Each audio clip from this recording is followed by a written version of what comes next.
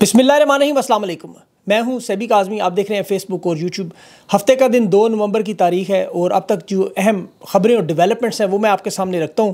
Establishment बिलाखिर तस्लीम करने पर मजबूर होगी, इमरान खान की मकबूलियत को मान गई। बड़े बड़े अहम पैगामात भी दे रहे हैं। नवंबर के इस अहम तरीन महीने में इमरान खान के सारे केसेस भी ख़त्म होने हैं। 10 से 15 दिन क्यों इतने अहम हैं, इसकी तफसील मैं आपके सामने रखता हूँ।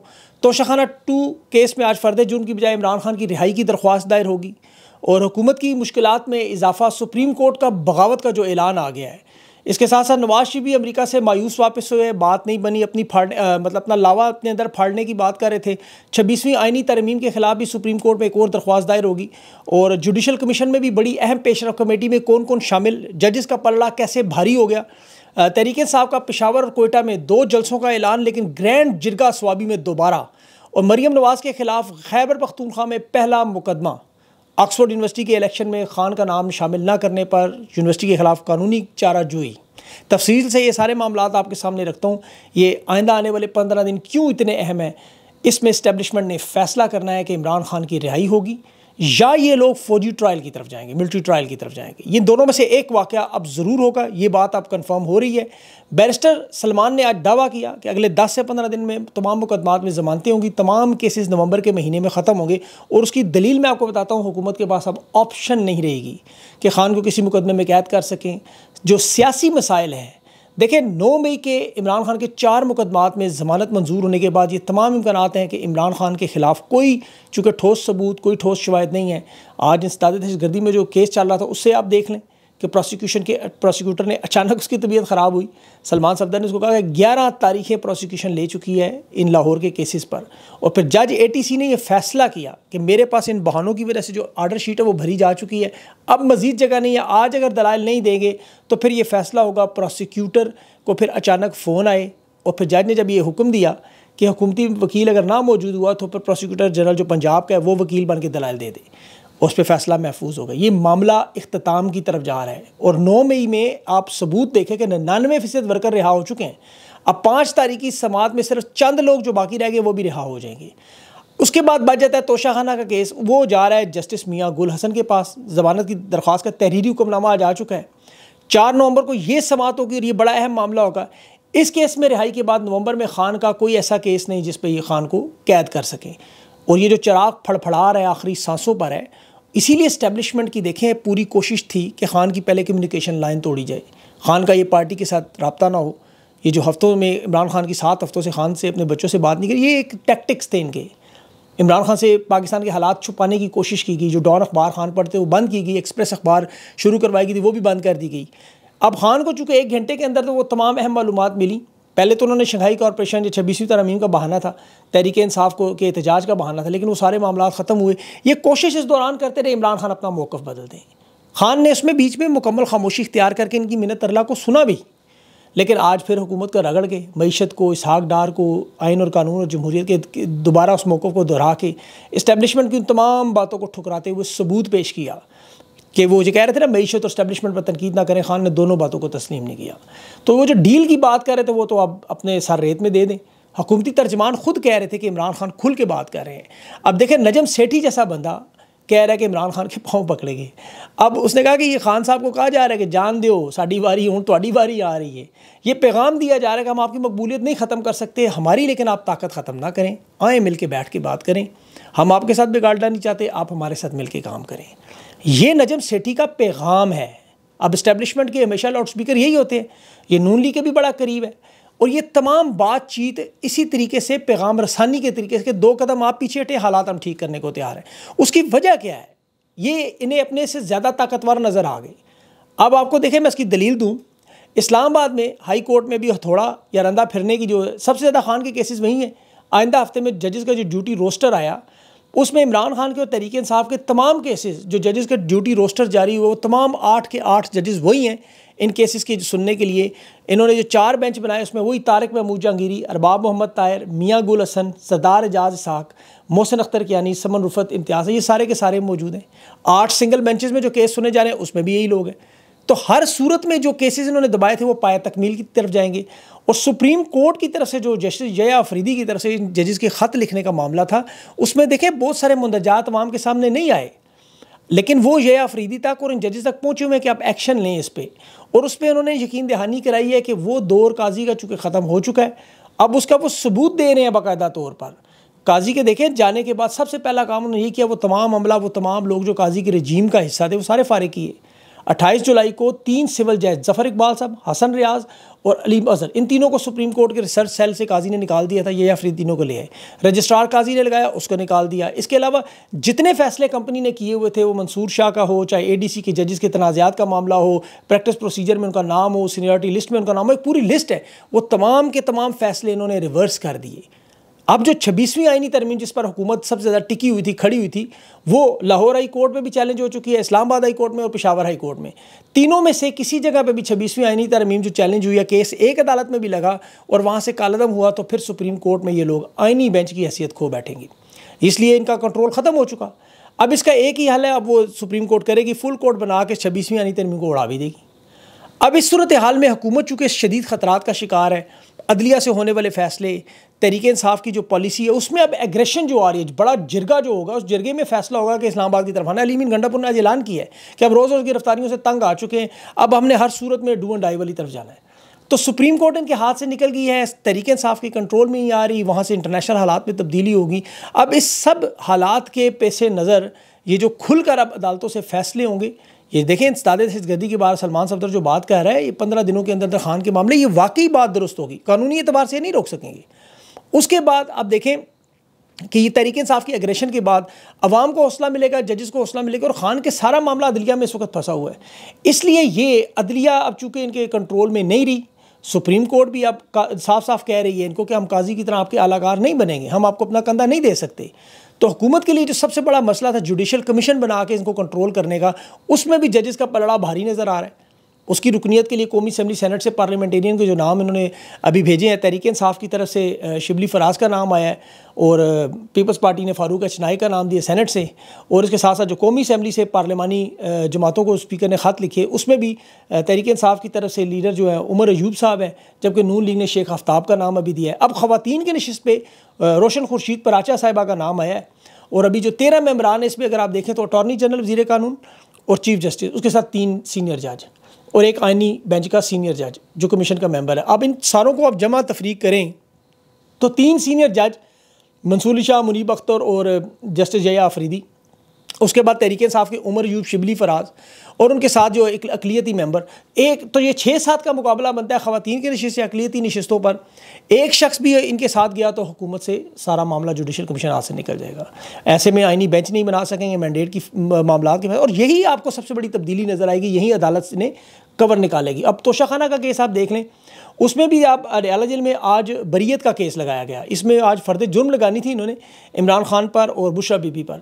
यहाँ पर बजाय फ़र्द जुर्म के रिहाई की दरख्वास्त लागी, प्रोसिक्यूशन ने मुखालफत की, फ़र्द जुर्म को रोकने की कोशिश की गई है कि ये ना लग सके, किसी तरह मामला डिले हो जाए बस, चाहे वो आज़म स्वाति को हो, इमरान खान को, बुशरा, इन्हें सिर्फ और सिर्फ ये 10-15 दिन चाहिए। उसमें जानबूझ कर रिकॉर्ड कभी पेश ना करना, कभी वकील को बीमार कर देना, कभी छुट्टी ले लेना। अब ये कहें कि हमारी कभी तैयारी नहीं है, तो इन तमाम केसेस को माजी में जब ये फैसला करना चाहते थे, आपको याद होगा 16-16 घंटे कभी जजेस को ऑक्सीजन मास्क लगे थे तो उनको भी अदालत में बिठा लेते थे। किसी जज के बेटे का निकाह भी डिले करना होता था, किसी के माथे पर बंदूक भी रखनी होती थी, तो तब भी ये 16 घंटों में सजाएं दिलवाते। अभी डिले इसलिए करने के नहीं, ये 10 से 15 दिन चाहिए।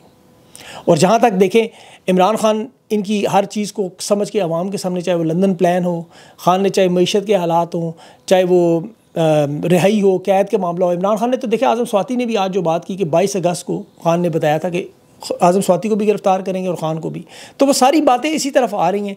लेकिन अब तहरीक इंसाफ की क़यादत की तरफ से जो स्टेटमेंट्स आ रही हैं अमेरिका और डोनाल्ड ट्रंप के हवाले से, उनका मौक़िफ़ बिल्कुल दुरुस्त है, क्योंकि इमरान खान ने तो कभी किसी मुल्क से नहीं कहा, ना तहरीक इंसाफ ने आज तक कहा कि हमें वज़ारत उज़्मा वापस दिलाएं या हमें इमरान खान की रिहाई करें। वो हमेशा इंसानी हकूक़, जमहूरियत और आइन और कानून की बात, और उस पर चलें तो ये सारी बातें ऑटोमेटिकली तहरीक इंसाफ के पास जाती हैं, और इन्हीं बातों पर मगरिब का निज़ाम टिका और यही मामला होगा।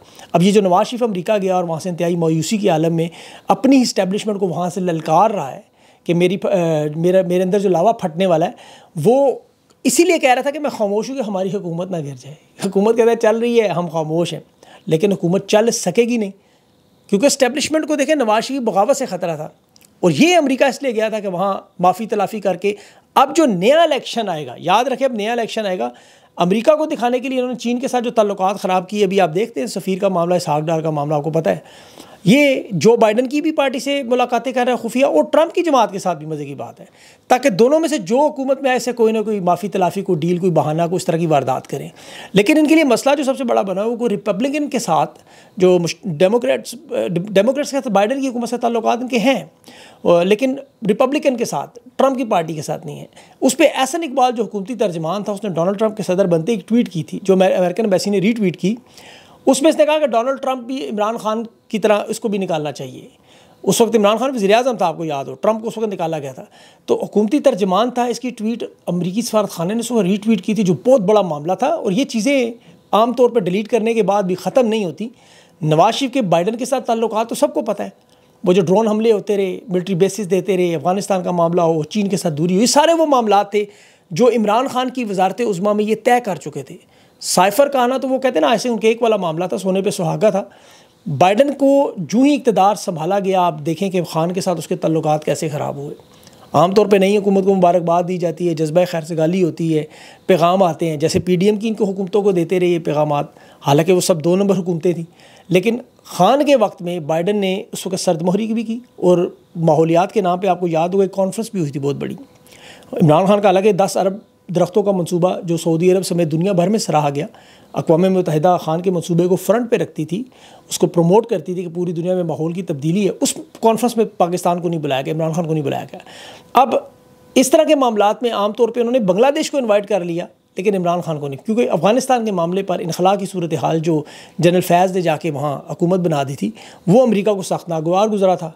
उसके बाद जब इनकी फरमाइशें शुरू हुई कि हमें मिलिट्री बेस दे दें, अमरीकी CIA के डायरेक्टर का आना, फिर इमरान खान का एब्सोल्युटली नॉट वाला इंटरव्यू, अमेरिका के साथ बाइडन हुकूमत के साथ ताल्लुकात सर्दमहरी का शिकार थे। फिर जनरल बाजवा ने वारदात की, लॉबिंग की, इमरान खान को वहाँ बाइडन हुकूमत का मुखालिफ डिक्लेयर किया, फिर साइफ़र आया, फिर वो मामलात आप जानते हैं, अदम एतमाद हुई, और फिर सारा ऑपरेशन आपको पता है। उस दौरान अगर आप याद करें तो डोनाल्ड ब्लूम, अमरीकी सफ़ीर जो, और उसके सफारत खाने के सीनियर लोग हैं, उन लोगों की आप मुलाकातों की तस्वीर मुझे आज भी याद है। 26 मुलाकातें हुई थी तहरीक इस्तेहकाम में, जितने लोग गए, अमरीकी सफ़ीर बाकायदा तौर पर इन लोटों के घरों में जाता रहा। मतलब वो आपको याद होगा कराची में महमूद मौलवी के घर में इनकी डिस्कशन हुई, बाकायदा फवाद चौधरी घर, बहुत सारे लोगों के घरों में गए ये लोग बाकायदा तौर पर। और ये वही शख्स है महमूद मौलवी, बल्कि जिसकी 9 मई में इन्होंने गवाही भी डाली। तो तहरीक इंसाफ से जितने भी नाराज़ मेम्बरान थे उस वक्त पार्लियामेंट के, उन्हें बाकायदा सफारत खानों में बुलाया गया। शंदाना गुलजार की बल्कि एक स्टेटमेंट ऑन रिकॉर्ड है, इसे बाकायदा कहा गया कि खान को तो हम माइनस कर रहे हैं, आप कोई और जमात ज्वाइन कर लें। तो फिर ये इस्टेब्लिशमेंट को 2 साल का वक्त भी दिया कि 2 साल में जो करना है कर लें, फ्री हैंड से इंसानी हकूक़ की धज्जियाँ उड़ाएं, तहरीक इंसाफ के जुल्म ज़्यादती करें, इलेक्शन छीनें, इन सब मामलात पे हमारी तरफ से खामोशी होगी, और वो आपने देखी। अब वो 2 साल का वक्त भी पूरा हो गया। अमेरिका के खुद इस वक्त आपको पता मामलात इलेक्शन की तरफ है। इसके बरक्स डोनाल्ड ट्रंप की जब हुकूमत थी, तो ये भी याद रखें, सो पाकिस्तान अमेरिका के ताल्लुकात बेहतरी में थे इमरान खान के। तजारत में भी इजाफा हुआ, एड नहीं ट्रेड का नारा हुआ, ग़ुलाम नहीं दोस्त का नारा हुआ, और डोनाल्ड ट्रंप ने बाकायदा हाथ थामा था, तस्लीम किया था, और बराबरी की सतह पर ये ताल्लुकात शुरू हुए। ये तो बाद में जनरल बाजवा चूँकि शाम का किरदार अदा करके बाइडन की हुकूमत के बाद नवाज शरीफ, और ये भी देखें अच्छा कि नवाज शरीफ और जरदारी को कैसे ढूंढ ढूंढ कर लगाया गया। हालांकि ऑप्शंस बहुत सारी थी, लेकिन इन तमाम लोगों को ढूंढ ढूंढ कर इसलिए लगाया गया कि बाइडन को सिविलियन अवार्ड्स इन्होंने दिए, ये उसके इंतहाई करीबी थे। नवाज शरीफ उसी चक्कर में गया हुआ था अभी, लेकिन बाइडन अब ज़हनी तौर पे फारिग हो चुका है। मिलिट्री बेसिस देना, ड्रोन हमले, नेटो सप्लाई, अमेरिका का हर गंदा खेल उसमें बाइडन हुकूमत का ये जो मिल के करते रहे, इसी वजह से इन्हें हुकूमत मिली है। जो लोग समझते हैं ना अमेरिका का इलेक्शन इतना अहम नहीं, उनके लिए ये सबसे बड़ी आंखें खोलने वाली बात है। आप देखें कि अब हुकूमत ख़त्म होने के बाद जो नए इलेक्शन हुए, उसमें नवाज शरीफ, शहबाज शरीफ की जगह अब इनकी कोशिश ये है कि मरियम नवाज़ को एक उम्मीदवार के तौर पर लाया जाए, जैसे जरदारी अपने बेटे बिलावल को लाना चाहता है। अब अवामी सपोर्ट दोनों के पास नहीं है, इसलिए बार बार अमेरिका की तरफ देखते हैं। यहाँ इल्ज़ाम लगाते हैं जी डोनाल्ड ट्रंप का इंतज़ार तहरीक इंसाफ का, लेकिन सबसे ज़्यादा इंतज़ार यकीन करें ये लोग कर रहे हैं। तहरीक इंसाफ के लिए हो सकता है डोनाल्ड ट्रंप का आना इतना ज़रूरी नहीं है, लेकिन अब चूँकि उम्मीदवार 2 ही हैं, बाइडन के जाने के बाद डोनाल्ड ट्रंप नहीं आना है, तो इस वजह से सारा मामला बना हुआ है। और उसकी टीम के अंदर जितने भी लोग हैं वो सारे के सारे इमरान खान की गैर कानूनी हिरासत पर, इंसानी हकूक़ पर, जमहूरियत पर खुल के बात। कभी मैं वो वर्जीनिया के अमरीकी कांग्रेस की उसकी स्टेटमेंट पढ़ रहा था, आप वो सिर्फ देख लें आपको अंदाज़ा हो जाएगा। इससे पहले 360 लोगों की जो इलेक्शन पर करारदाद और 60 लोगों का जो खत है, ये तो कुछ भी नहीं है। इन्होंने जो मजाक अपना उड़ाने के लिए 160 लोगों का खत लिखवा दिया, पूरी दुनिया में मजाक भी बनवाया। भाई IMF जब परसेंट आपसे ड्यूटीज़ बढ़वाता है, हाथ मोड़ के जो काम करवाएं कर लेते हैं। यहाँ आप ख़त लिखते हैं, आपके ख़त की वैल्यू क्या है। बहरहाल इन तमाम मामलात में इस वक्त 10 से 15 दिन बड़े अहम होंगे। और अब चूँकि इनके पास देखें तर्किश में इनके कोई तीर बाकी रहा नहीं, ये घबराए भी हुए हैं और बौखलाहट का शिकार है। यकीन करें, मैं आपको बता नहीं सकता, बहुत सारी ऐसी चीज़ें। बहरहाल एक साबिक मशीर इन्होंने जब भी छोड़ा हुआ मैदान में, जिसका नोटिफिकेशन का कोई पता नहीं, वो पाकिस्तान आके तहरीक इंसाफ पे तनकीद कर रहा है। भाई इलेक्शन उधर हो रहे हैं, तुम अमेरिका जाके वहाँ डोनाल्ड ट्रंप की कैंपेन चलाओ, वो आखिरी मराइल में सारे रहनुमा, सारे कारकुन, हर बंदा अपने इलेक्शन में लगा। ये यहाँ आके या तो इमरान खान के ऊपर, तहरीक इंसाफ के ऊपर तनकीद कर रहा है, उसके ऊपर जोर लगा रहा है, या नरेंद्र मोदी की बातें कर रहा है। और इन लाने वाले चूँकि बौखलाहट का शिकार है, बंदा कोई नहीं। और बाकी इन्होंने जो अपने सहाफ़ी छोड़े हुए, वो क्या कोशिश कर रहे हैं कि किसी ने अलीमा खान और बुशरा बीबी के दरमियान को बातें छोड़ दें। हालांकि क्योंकि ख़वातीन पर हमला इनकी पुरानी आदत है, वो मैं कोशिश करूँ अगले वीलॉग में कवर करूँ। लेकिन बहरहाल 10 से 15 दिन इंशाल्लाह बड़े अहम है। और पाकिस्तान की कौम दुआ करे अल्लाह से कि अल्लाह ताला ये मामलात बेहतरी की तरफ लेके जाए। बहरहाल इनका जोर अब टूट गया है, जी का जाना ठहर गया है, आज जाए या कल जाए। अगले वीलॉग तक के लिए मुझे इजाज़त दें। अल्लाह हाफ़िज़।